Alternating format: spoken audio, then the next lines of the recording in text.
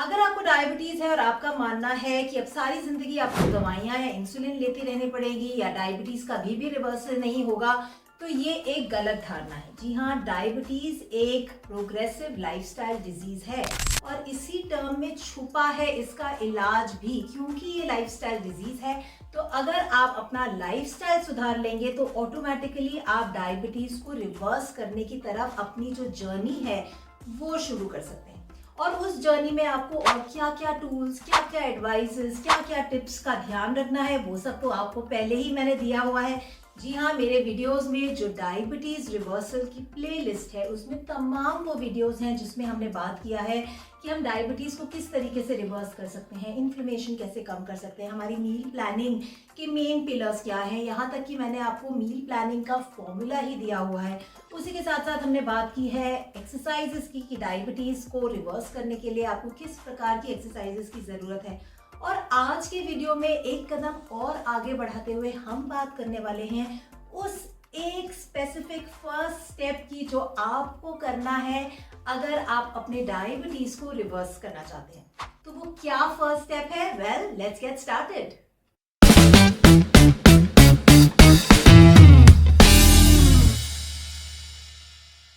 थोड़ा सा ध्यान दीजिए क्योंकि अभी जो मैं बात आपको बताने वाली हूँ वो एक बहुत ही लॉजिकल और बहुत ही सिंपल सा कॉन्सेप्ट है।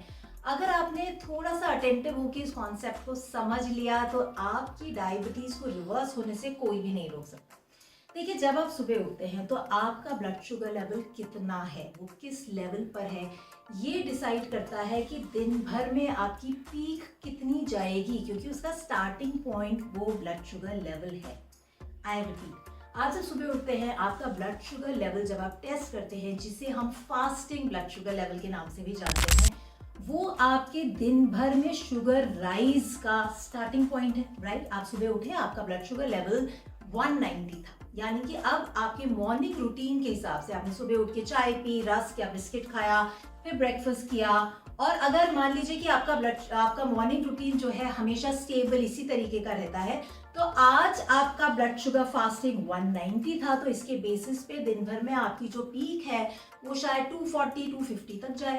राइट नाउ, अगर डे 2 पे आपका फास्टिंग ब्लड शुगर जो है 140 है, यानी कि 190 से काफी कम है, तो ऑटोमेटिकली आपकी जो ब्लड शुगर की पीक है वो भी उतनी ज्यादा नहीं जाएगी। हो सकता है वो 190 200 210 220 तक रहे, 250 260 ना जाए। राइट ना, ये समझना बहुत ज़्यादा ज़रूरी है कि मैं ये सिर्फ एक एग्जाम्पल के तौर पे आपको समझाने के लिए ये फिगर्स, ये यूनिट्स का इस्तेमाल कर रही हूँ, बट आपकी जो दिन भर की पीक है वो इस पे भी डिपेंड करती है कि आप क्या डाइट में खा रहे हैं, कितने बजे खा रहे हैं, आपका पोर्शन क्या है, आपकी फूड के कॉम्बिनेशंस क्या हैं, आप कितने एक्टिव हैं, आपके स्ट्रेस लेवल्स क्या हैं। तो मल्टीपल वेरिएबल्स हैं। और डायबिटीज रिवर्सल जर्नी या किसी भी हीलिंग प्रोसेस में जब बहुत सारे वेरिएबल्स इन्वॉल्व होते हैं तो हम एक वो फैक्टर चूज करते हैं जो हमारा स्टार्टिंग पॉइंट बन सकता है, जिसमें इतने सारे फ्लक्चुएशंस ना हो, और इसीलिए फास्टिंग ब्लड शुगर्स को रेगुलराइज, स्टेबलाइज करना हमारा एक इजी स्टार्टिंग पॉइंट है।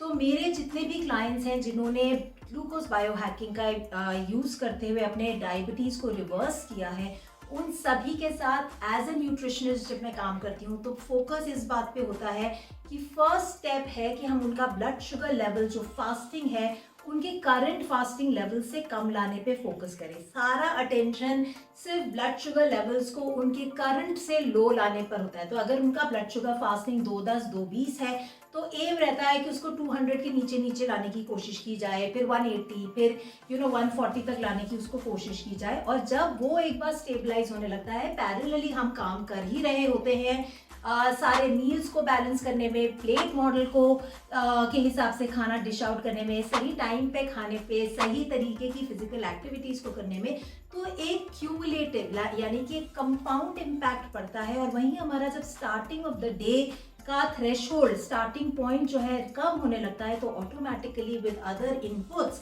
हमारा पूरे दिन भर का ब्लड शुगर रेगुलराइज करने लगता है। तो हमारा गोल क्लियर है, राइट, कि हमें हमारे जो फास्टिंग ब्लड शुगर लेवल्स हैं वो हमारे current fasting blood sugar level से लो लाने हैं।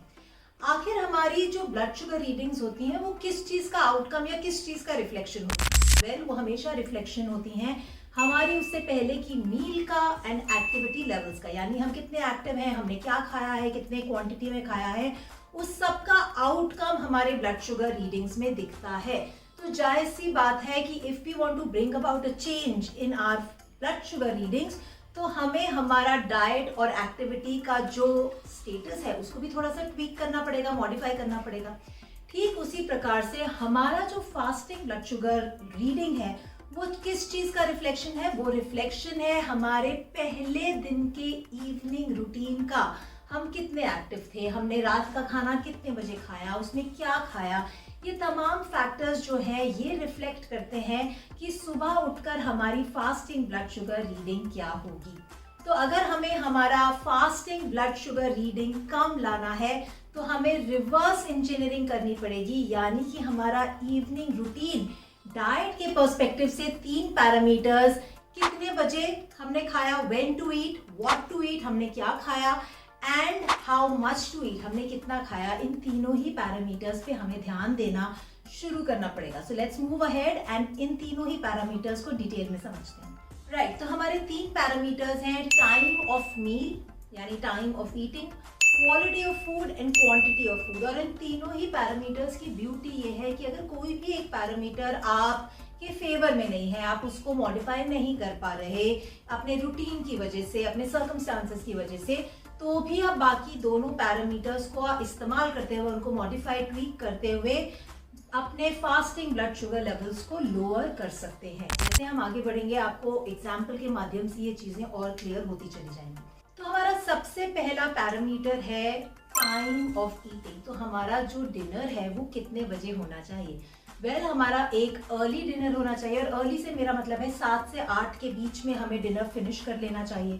तो अर्ली डिनर्स के ब्लड शुगर्स पे क्या इम्पैक्ट होता है? सबसे पहले तो ये कि जब हम अर्ली डिनर करते हैं तो सोने के समय तक हमारा खाना जो है वो डाइजेस्ट होना शुरू हो चुका होता है, डाइजेशन प्रोसेस जो है वो चल रहा होता है, and as a result of which हमारा फूड जो है अनडाइजेस्टेड नहीं रहता ना। अनडाइजेस्टेड फूड जो है बॉडी में इन्फ्लेमेशन बढ़ाता है, और इन्फ्लेमेशन जो है हमारी बॉडी में डायबिटीज का रूट कॉज बनता है। तो in a way early dinners are anti inflammatory in nature. वहीं अर्ली डिनर्स के बाद आपको मिलता है एक विंडो ऑफ अपॉर्चुनिटी जिसके चलते आप अपने इंसुलिन लेवल्स को सपोर्ट कर सकते हैं पोस्ट मील। जी हाँ, आप वॉक पे जा सकते हैं, आप थोड़ा सा एक्टिव हो सकते हैं, घर में ही 15 से 20 मिनट तक चल सकते हैं, जिससे कि आपका खाना भी डाइजेस्ट होगा और उसी के साथ साथ आपके इंसुलिन लेवल्स को भी सपोर्ट मिलेगा ब्लड शुगर को एक्टिवली रेगुलराइज करने में ना। अगर आप उनमें से हैं जो घर ही लेट पहुंच रहे हैं, राइट, अगर आप घर ही 9 साढ़े 9 बजे तक पहुंचते हैं तो जायज सी बात है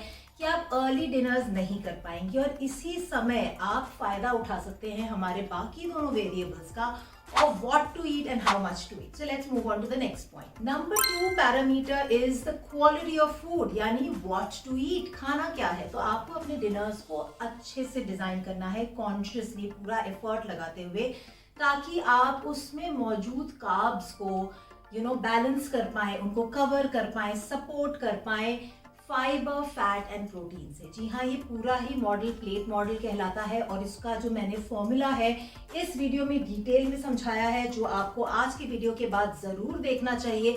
तो यहाँ इसी कॉन्सेप्ट को क्विकली समझाते हुए मैं सिर्फ इतना कहना चाहूंगी कि अपने कार्ब्स को आप हमेशा अनअटेंडेड ना छोड़ें, उनके साथ आपको फैट, फाइबर एंड प्रोटीन तीनों ही लेना है ना। फैट कहाँ से आएगा? फैट में तो आपकी कुक्ड सब्जी ही बनी है, अगर आपने तेल यूज किया है या दाल में घी का तड़का है तो वहां से आपको फैट ऑटोमेटिकली मिल रहा है। तो एट नो पॉइंट एम आई सजेस्टिंग कि आप फैट फ्री कुकिंग करें, और फैट बहुत ज्यादा जरूरी है हमारी मील के ग्लाइसेमिक लोड को कम रखने में। नंबर 2 हम इंक्लूड करेंगे कुक्ड वेजिटेबल्स के फॉर्म में सब्जियां।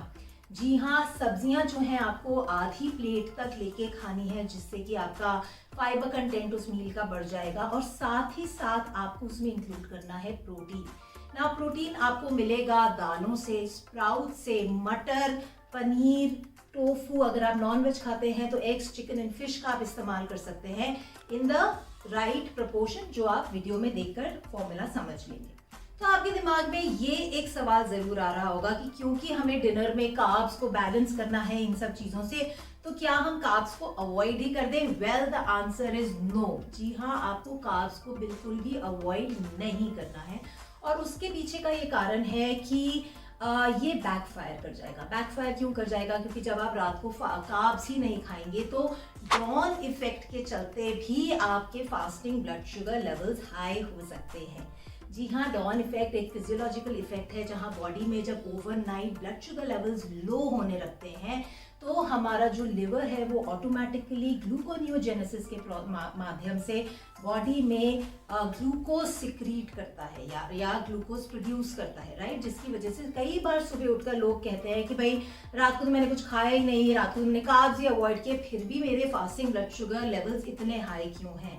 तो वो उसके अनेक कारण हो सकते हैं, पर उसका एक मेन कॉज ये होता है कि बॉडी में शुगर लेवल्स रात को बहुत कम होने लगते हैं एंड बॉडी अपने आप को सेफ रखने के लिए अपने नेचुरल बैकअप मैकेनिज्म्स के चलते इस तरीके का शुगर रिलीज करती है बॉडी में। So please please please don't avoid carbs at night. हमारा वेरिएबल नंबर 3 है क्वांटिटी ऑफ फूड, यानी हाउ मच टू ईट। तो हमारा पोर्शन साइज कितना होना चाहिए? देखिए, सर्काडियन रिदम के चलते ये बात तो आप सभी अच्छे से समझ गए हैं मेरे वीडियोस के माध्यम से कि सनसेट के बाद हमारी डाइजेस्टिव फायर स्लो होने लगती है और उस वक्त बॉडी की मेन प्रायोरिटी होती है rest, recovery, repair, rejuvenation, detoxification, growth, muscle building, fat loss.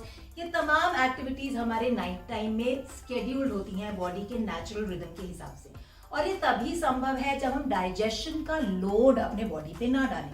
तो जायज सी बात है कि हमें हमारे पोर्शंस को कम रखना है। तो कम यानी कि क्या? कम यानी कि जितना आप अपने लंच में पोर्शन खा रहे हैं आपको अपने डिनर में उस पोर्शन से कम खाना है। The comparison here is with your portion of the lunch. तो अपने लंच के हिसाब से आपको अपने डिनर को कम करना है, राइट। तो ये कैसे पता चलेगा कि आपने सही पोर्शन खाया कि नहीं? वेल, इसका भी एक स्टैंडर्ड असेसमेंट क्राइटेरिया है जो आपकी बॉडी आपको बताती है, पर क्योंकि हम लोग माइंडफुल नहीं है इसलिए हम बॉडी के सिग्नल्स को रिसीव नहीं कर पाते, इंटरप्रेट नहीं कर पाते। Now after a meal you should always feel light and active. अगर आप अपने मील के बाद लाइट एंड एक्टिव फील कर रहे हैं, इसका मतलब कि आपका जो पोर्शन साइज था आपके हिसाब से वो ठीक था।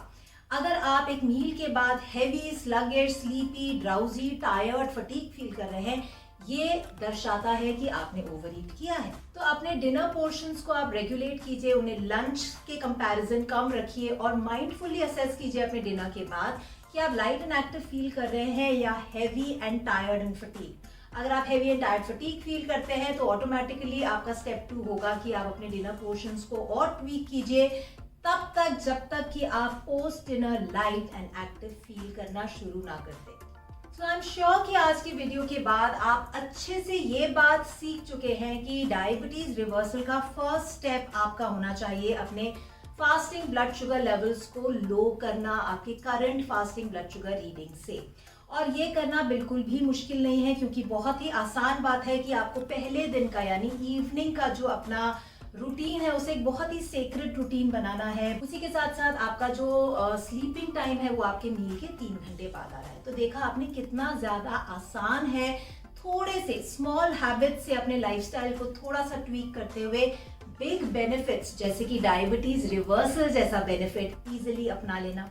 तो आज की वीडियो से जुड़े अगर आपके कोई भी सवाल हैं तो आप जानते ही हैं कि आप नीचे कमेंट्स में लिखकर अपने सवाल मुझसे पूछ सकते हैं। अगर आपने अभी तक मेरे चैनल को सब्सक्राइब ही नहीं किया है तो आप तक मेरे सिंपल, सेंसिबल, सस्टेनेबल वीडियोस जो हैं वो किस तरीके से पहुंचेंगे। तो अभी नीचे जाइए एंड मेरे चैनल को सब्सक्राइब कीजिए and don't forget to click on the bell icon, ताकि अगले फ्राइडे जब मेरा नया वीडियो रिलीज हो तब आप तक नोटिफिकेशन जरूर आए। मैं आपसे मिलूंगी अगले हफ्ते। Till then you take care, eat well, live well and be healthy.